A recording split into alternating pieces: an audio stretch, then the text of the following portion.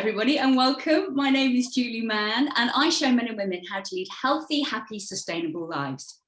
And today, I'm really excited because I'm joined by Jennifer, all the way in Australia, Jennifer Forster, who is actually a self-leadership mentor, a speaker, and an author. Hi, Jennifer. Hello, Julie. How are you? All the way from down under, where it's, at least we're on the same day. Quite often when I chat to people, especially in America or Canada, I'm in the future. So we're at least on the same day, albeit it's morning for you and it's evening for me. Yes, fabulous. So I think it'd be really great to start with your upbringing, because I know you're actually the daughter of a Tasmanian farmer, aren't you? I absolutely am. Yes, I'm just really curious. What was it like for you growing up on a farm? Do you know what? The first thing I want to say is how heartful it feels to have somebody ask me about this part of my life. I've done a lot of interviews and spoken about my life and what I do a lot in my work, but nobody's ever asked me about this part of my life. And I love, Julie, that you've asked me about it. So yes, I did grow up on a dairy farm in the Derwent Valley in Tasmania, in a tiny little town called Ouse. Yes, that's right. Not spelt OOZE, but spelt OUSE. And I can tell you, for a long time, as a young adult, it was something that I was so embarrassed to tell people. But, because of what it sounded like. But nowadays, I have such reverence for the area that I grew up in. It was freezing cold a lot of the time. I didn't learn to swim until I was 10 or 11 years of age, because we were drilled to not go near the rivers or the dams. My parents couldn't swim either. But it was, in terms of a grounding for one's life, I couldn't have known it at the time. But on reflection, so many beautiful principles around love and forgiveness and family, all really was, and gratitude. Gratitude was a big one that I didn't know I was learning, but learned through growing up on the dairy farm. Wow, how amazing. Because I was going to ask you about the kind of things that you were taught to believe in. So you've touched on the gratitude and the love. Anything else?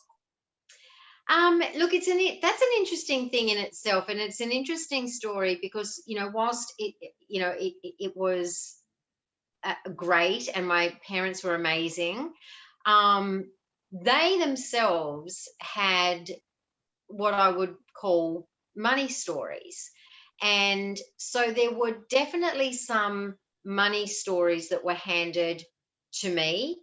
Now, the thing that I understand very clearly, I have a brother, an older sister, and a younger sister. And I know their experience will be completely different, even though we grew up in the same house.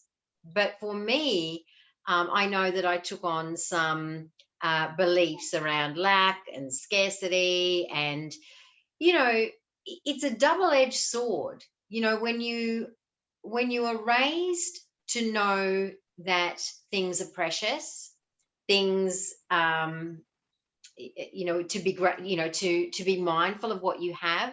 The double-edged sword in that is that you do have this beautiful ability to be grateful, but it can also have you almost begin to almost create lack in your life so that you get to be grateful.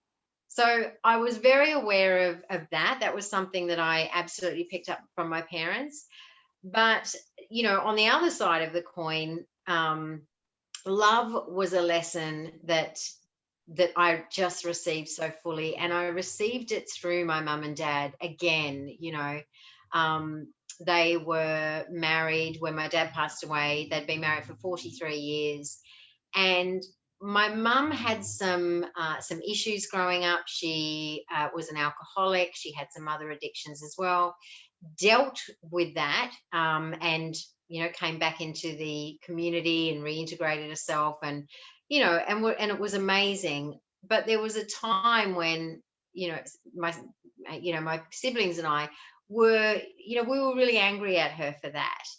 But my dad held for her the most incredible unconditional love, where he he taught me, I can't speak for my siblings, but he taught me, again, I couldn't know it at the time because I was angry, but what he taught me was how to understand that everybody is doing the best they can with what they have and what they know in any given moment.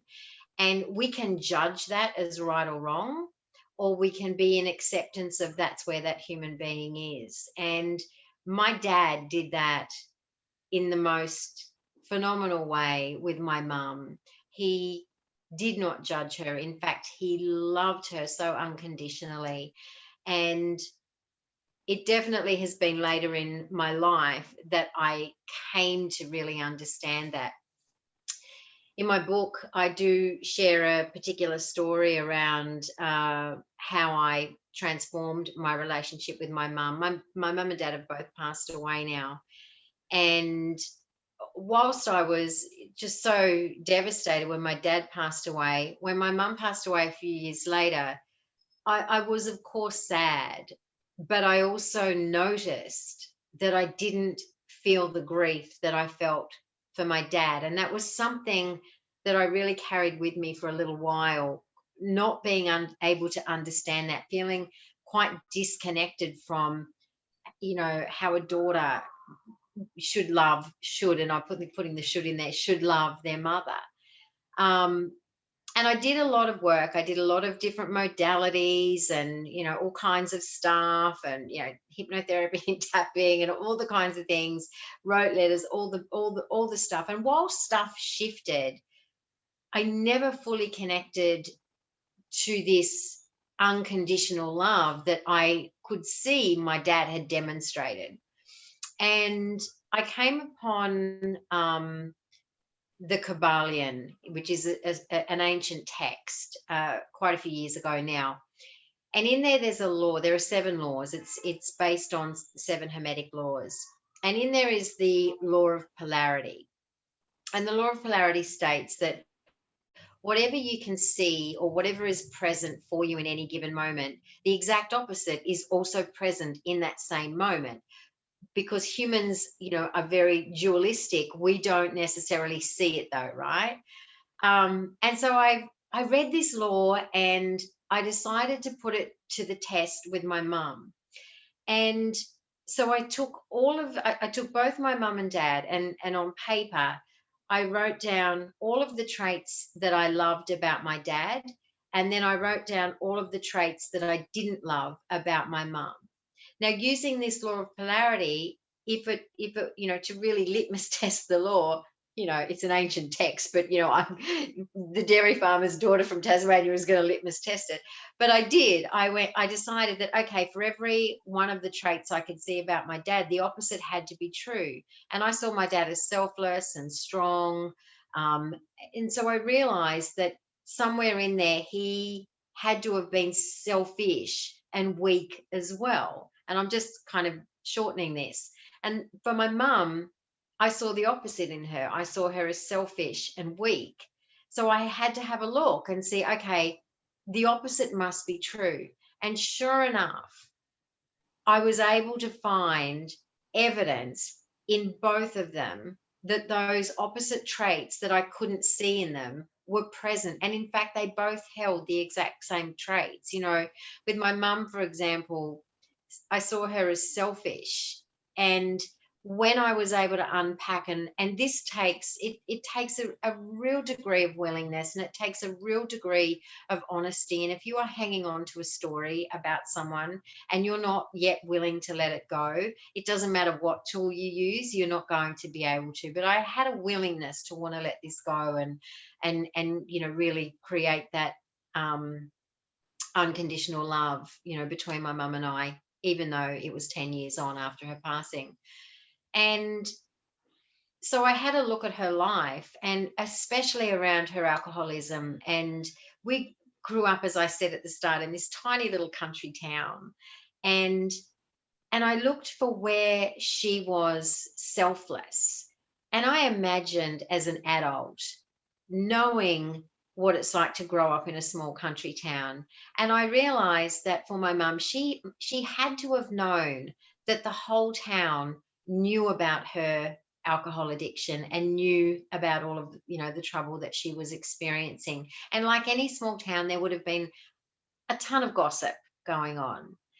And she selflessly, Dad's dream life was to be a farmer. The reason we lived on the farm, again, selflessly, my mum chose that. She was a city girl, but she chose my dad's sole dream over her preferences. Again, another example of her being selfless.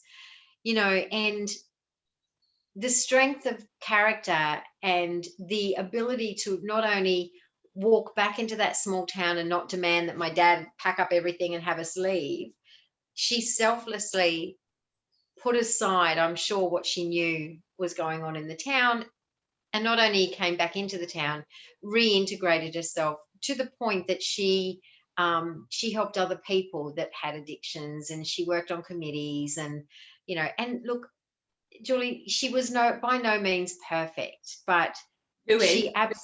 that's right. But she absolutely, when I was able to use this law of polarity to see where the things I couldn't see in her were actually present, it really brought me to my knees. And for the first time in my life, I felt in my heart, I mean, it cracked me open. When I say it brought me to my knees, it literally, when I saw this appearing on this paper, when I was working on it this day and, started to look more deeply, it really did just crack my heart wide open. And I got to experience the unconditional love that I could see from my dad, but I couldn't integrate. I hadn't found a way to integrate it.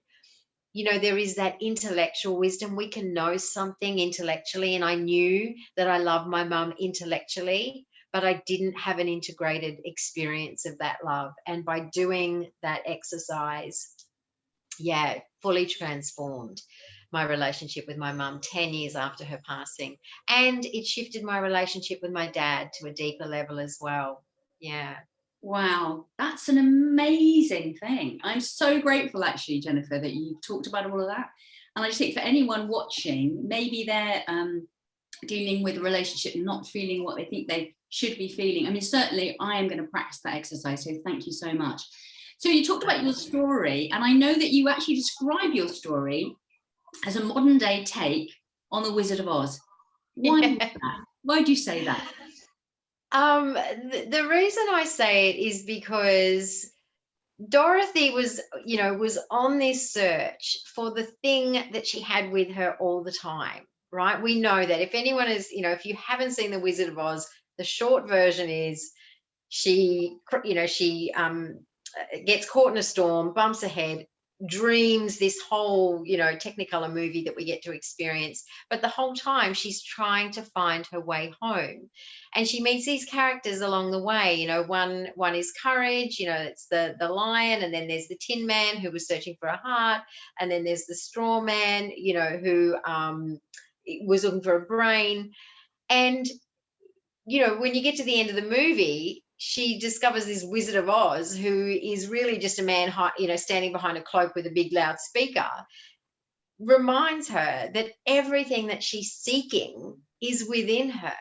And the reason I really resonate with that so much is, for the majority of my life, I was seeking this something, right? And anyone listening to this probably can relate, where you don't know what you're looking for. You just know that you're trying to get somewhere, right? You're trying to get there, and it's not here, it's there. And I spent a large part of my life trying to achieve my way to a state of love and peace and joy. But when I finally discovered that is present in me, and in fact it's what we are, it's our natural state, just as it was for Dorothy, I literally could click my heels and discover there is no place like home. And home isn't a physical dwelling. Home is wherever you are, like literally wherever you are is home. And when you can connect to that, you get to experience a level of peace and freedom that cannot be taken from you, no matter what your external circumstances, whether you get, wake up in Munchkin land, and you've dropped a house on a witch, or whether you've got doesn't matter what you're experiencing in life. Here's the thing. Life is going to happen. Good things happen to bad people, bad things happen to good people, and the opposite of that is true as well. Good things happen to good people, bad things happen to bad people. Life is going to continue to happen. It's going to. It's how we get to expand and have a human experience. But how we can either see life as it's happening to us, or we can see life as it's happening for us, and know that no matter what's happening, externally to us, everything that, all of our power exists within. We have the power to, to really just embody our peace and our freedom when we breathe in and when we breathe out. Yeah. Well, I was once asked about the definition of success in a conference or a seminar. We all were. There was a room full of people. And, of course, like everyone else, I wrote down success to me is, having an amazing business and a beautiful family and traveling the world and doing what I want, when I want, and having plenty of money and blah, blah. So I had this really encumbered version of success.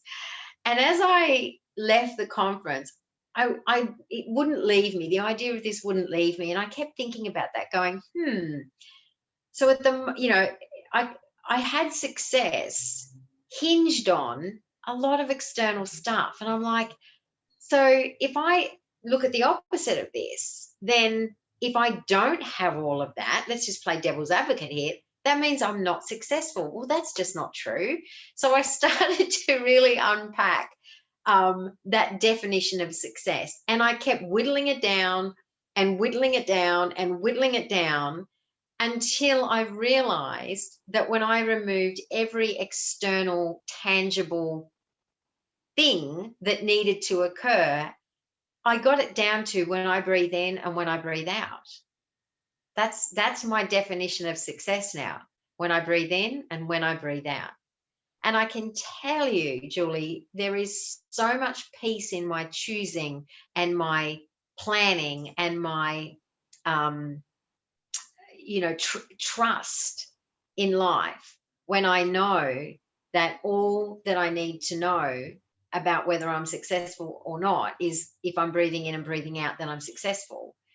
It just, oh my goodness, it's freeing. It's freeing. Peace and freedom are the two things that I'm just so passionate about, helping people to realize and find their own, pathways to connecting to their own inner peace and their own inner freedom, and know that it is absolutely not hinged on anything outside of you at all.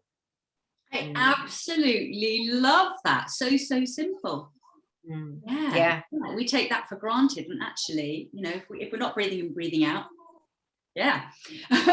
So you talked about the fact that obviously life is challenging for all of us. So I know that you've had some challenges. So what would you say has been the most painful challenge, and how did you deal with that?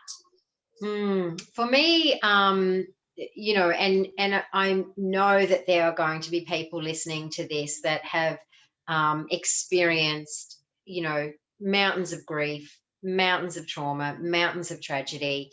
And I'm quite blessed to say I haven't in the big scheme of things. But for me, the biggest challenge came for me, and I do feel like many, many people will relate to this, was when I made the decision to separate my family, to leave my husband. And whilst in the big scheme of trauma that may not seem super traumatic, what I would like to offer anyone listening to this is to not minimize your grief and your trauma and compare it to someone else's. I would invite people listening to this to not minimize their journey to come through whatever it is that has been difficult for them, because grief is grief, loss is loss, change is change, and it can happen, it can happen traumatically, but day-to-day trauma can be just as difficult for anyone, and especially if you are having the inability to choose your own needs above the needs of others. That's something that I had to step over as well. My hubby had the kid's dad, and I'm pretty happy to say we have a beautiful modern family these days, and wasn't always the case. And I do talk about that a lot in my book. But we have a completely transformed modern family, where our family all does everything together. I have 2 grown children. Whenever there's a milestone or a celebration, we all get together. We have a lot of love for each other. And in fact, I love my husband more now than I did when I was married to him for the 12 years we were married. But making that decision when my kids were 6 and 4 to choose me and my happiness over the world's perception of what happiness should look like was one of the biggest challenges of my life, because it would have been really easy to stay in the big scheme of things. It was hard to make that decision. It was really challenging to make that decision, because I knew that it was going to impact a lot of lives. But what I knew I couldn't do was live a lie for the remaining years of my life in the name of making other people happy. And that was something that I had to traverse very. I want to say I knew what I was doing, but I really didn't know what I was doing. Once I made that decision, it was like I was catapulted onto a quest, an unknowing quest, and a quest I didn't ask for, but a quest that I was on nonetheless. And a lot of cool stuff came out of it. As I said, we have a beautiful modern family now. My children have learnt some incredible lessons around relationship and unconditional love and forgiveness and acceptance and awareness and all of those things. So it was an incredible challenge to make that decision at that point in my life. It would have been, because for us from the outside looking in, we were the perfect family of 4. It came as such a shock to everyone around us. We were like, the mum, dad, the son, the daughter, beautiful home, successful careers, business, whatever. We just looked like the perfect family from the outside looking in. But from my inside looking out, I was just so miserable and so unhappy. And yeah, it was a big decision to choose me over making everyone else happy and keeping everyone else happy. And that might be a whole separate interview on its own, because that's a journey in itself, helping people to understand that we must choose ourselves. We must not abandon ourselves in order to make others happy, because to help the world, we have to help our world. And we are our world, every human being. If the only thing you focused on is your inner world, you would be helping the external world. 8 billion people concentrating and putting the needs of their inner world first would transform our external world. Yeah. Absolutely. But it's a journey, it's a journey. Yeah, definitely. So you actually described yourself as a former doing addict, a serial overachiever, and a burnout survivor. Now, I know that there will be people watching, Jennifer, who can absolutely relate to what you're saying. So if there is someone thinking, oh my goodness, yes, absolutely, that's me, what advice would you give them? The first thing I would absolutely encourage them to do is to spend some time witnessing themselves. What do I mean by that? So we have, and this is just through the work I've done, I've uncovered what I call 8 childhood archetypes.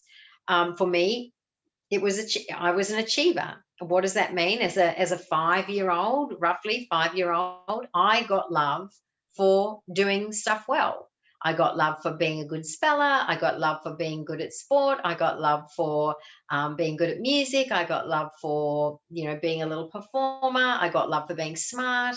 I got love when I won, when I did well. I got love, and so I identified with that growing up. And what happens is when we create these childhood archetypes, they're created as a mechanism, A, for you to be loved, but B, that you don't miss out on love.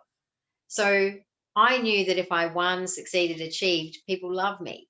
Now, here's a little side note on that. As a parent, I now know that my parents love me anyway, right? It was the 5-year-old that decided. I mean, I would go out and read them a poem and go, oh, I've written a poem, and they would listen to it and then go, oh, that was amazing, darling, amazing. I'm sure now as a parent, the second I went back to my room, they were probably rolling their eyes, going, oh my God, another poem.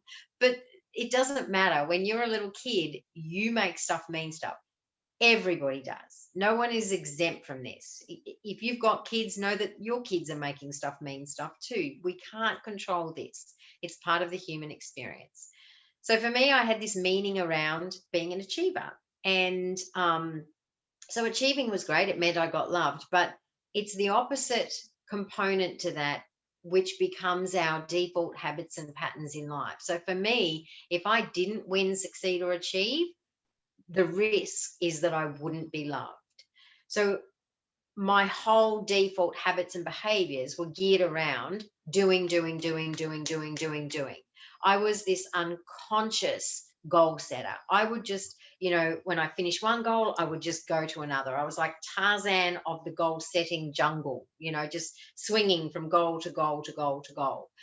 And it got to, I call 2017 the year of the overachiever, because for me it was, because it got to a point where it imploded on itself. And in 2017, these were the things that were on my to-do list, my goal list in 2017. And even saying them now makes me giggle that I had them all in one year.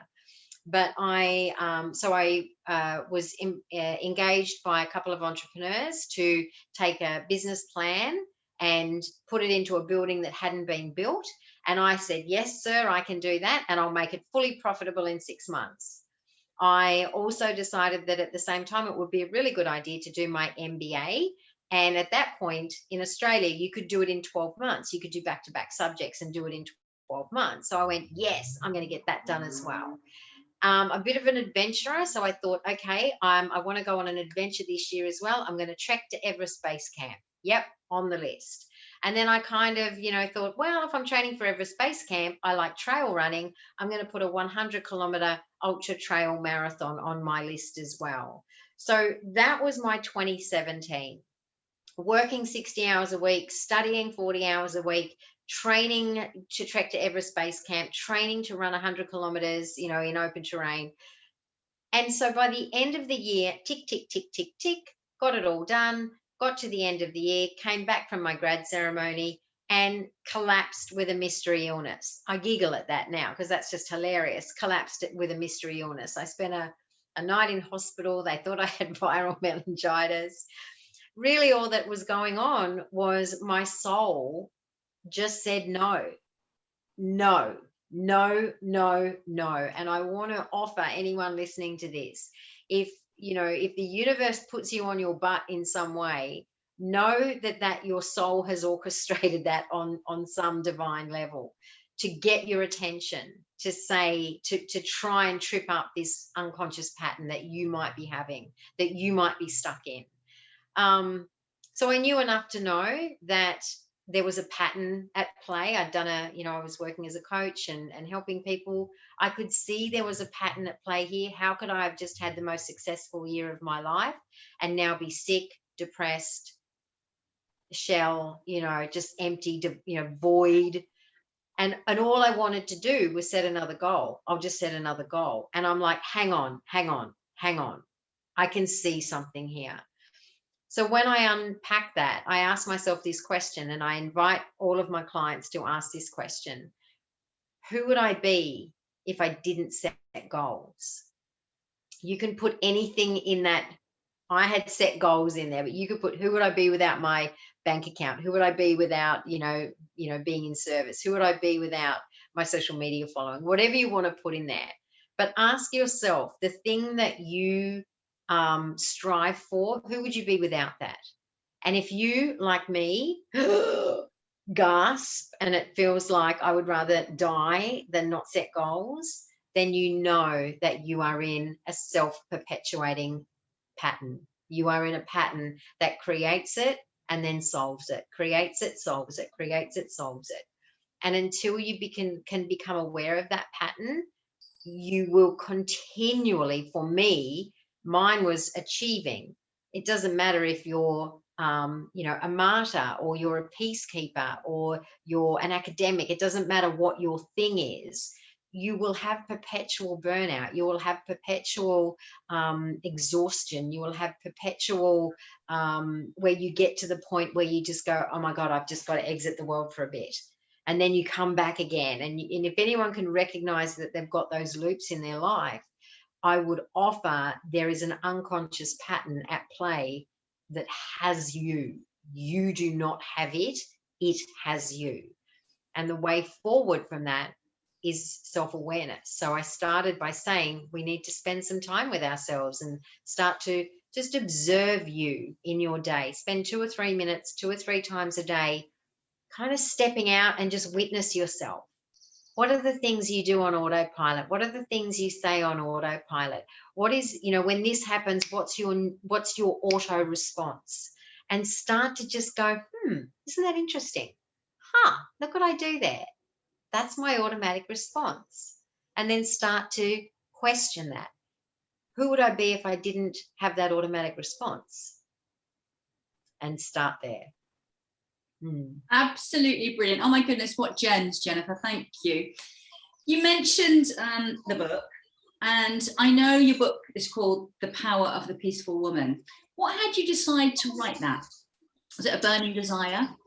Yeah, well, it wasn't really. It was at the end of 2017, so the year of the achiever. And I was working still for this company, and I got to the end of the year and had sort of had this big epiphany that, I was this goal setting, ninja, and I couldn't, when you know something, you can't unknow it. And that can be a blessing and a curse, right? And for me, the curse was that I couldn't stop knowing that I was, the goal setting had its grip on me. So I decided that in 2018, I wasn't going to set any goals at all. And that set me on a path of a real deep exploration. I eventually quit my job with not knowing where I was going to go or what I was going to do.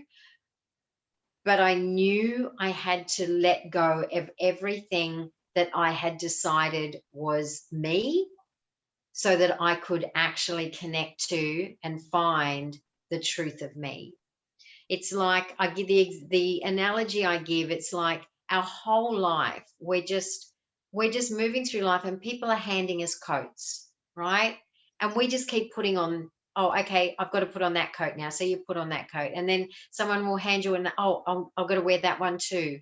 And that one, and that one, and that one. And we get to, our late 40s, early 50s, and we're so enshrouded in these coats that don't belong to us that we don't even know who the truth of us is. And so I chose in 2018 to take some time and start taking off these coats. I knew I could put them back on if I wanted, but I knew I had to take them off first to find who was underneath all those coats. If this isn't me, who is? Who is me? What is the truth of me? And I now refer to that part of me as her. I'm deeply connected to that part of me now. And it was during that time that this book idea came through me. I started a few years ago. I had, written my 49 life lessons on the eve of turning 50. I'd written down the 49 things that had me discover how to live peacefully, you know, and how had I transformed my family and all this stuff. And I started just writing it down, and I did it as a Facebook post, I think, back then. But the idea came to me during that time that every one of those, you know, could be really helpful, you know, could help someone to get out of the, for me, the book is in 4 parts. I speak to getting, cultivating your awareness, creating a relationship with acceptance, understanding what your area of control is, you know, what is and isn't in your area of control. And then actualization. How do we be these perpetual, beings of actualizing all of that? And so the book was kind of born through my time of taking off my coat. So I think it's the first truest version of me that ever came out in the world, because it is the truth of me. It's the raw, vulnerable. It is filled with every parenting, partnering, and professional mistake I've ever made. And I own my part in it right throughout the book. And by doing that, it's how I reclaimed my power, which I now channel through my inner peace. Wow, sounds absolutely amazing, Jennifer. And obviously I'm going to put all your links below this video so that people can check you out and get in touch and maybe buy your book. So just in a nutshell, really, there are many, many coaches, aren't there? You have to look on LinkedIn, full of coaches. So I know what makes you different, and I'm sure people watching will know what makes you different. But what do you think makes you different? The thing that I think makes me different is I won't ask you to do more, because that is quite likely the very thing that you've been running from, right? Running towards. And I won't ask you to do less, because that could well be the very thing that you've been using to hide. What I will ask you to do is to stop and actually feel what it is that has you running or hiding. Yeah. Wow, completely different, I'm sure, from a lot of ways that coaches work. 2 last questions. First one is, what are you most proud of all the things you've ever done in your life, Jennifer? What are you most proud of? Oh my goodness. I mean, look, my 2 children, without a doubt, they are, and I know it's cliche to say that if you have children, it's a bit of a cliche thing to say. But I am most proudest of them, not because they are my children, but because of the young adults that they have grown into. They both, through, my life and me making that choice to divide our family, when they were very little, they both had every reason and every excuse imaginable to go off the rails, and yet they never did, and it's not that they didn't have plenty of options to do that, and they didn't have it easy. They had a lot of tough stuff happen in that time. Their dad had a couple of breakdowns during that time. They've dealt with a lot of stuff for young children. And they are, to this day, they're 24 and 22, and their self-awareness and their ability to be in full self-trust and full self-responsibility for who they are is what I am most proud of. Yeah. Beautiful. And finally, when you are no longer on this planet, how would you like to be remembered? I would love to be remembered as the person that helped you to become more peaceful. Yeah. The peace queen. Love it. Jennifer Forster, thank you so very much for talking to us today. Julie, thank you. It's a real honor. It's a real treat to share our stories is such a treat and such an honor and a privilege. So I thank you for doing this work. Thank you.